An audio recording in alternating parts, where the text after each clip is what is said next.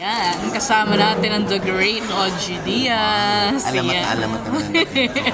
Ano pong masasabi nyo malapit ng What's Wrong with Secretary Kim, yung upcoming tandem ni Kim at saka ni Paul? Hindi na mangyayari yung What's Wrong with Secretary Kim kung hindi effective yung characters at yung performances ni Paolo Abilino at ni Kim Chiu doon sa linya.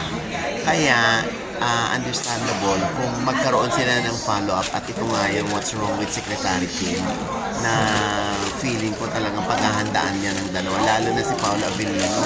Pag gusto niyang mataba sa eksena, kaya niyang mataba. Pag gusto niyang mapayat siya sa eksena, kaya rin niyang magpapayat. O ganun siya ka-immersed sa kanyang character at ganun niya kamahal yung kanyang craft. Kahit yung iba, sina Kim Chiu, ang huhusay nila, in fairness. Kayo po, kung tatanungin, ano yung mas gusto nyo? Yung Kim Chiu na... Tinatanong? Ano yung bang tinatanong? Ano ang gusto yung Kim Chiu na sweet or yung Kim Chiu na spicy? Oh, syempre, for a change, itong Kim Chiu sa linlang na sumisegue o meron siyang lalaki on the side.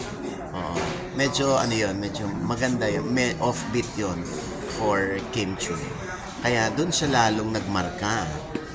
Kaya, alam mo, biglang nag-split. Thank you.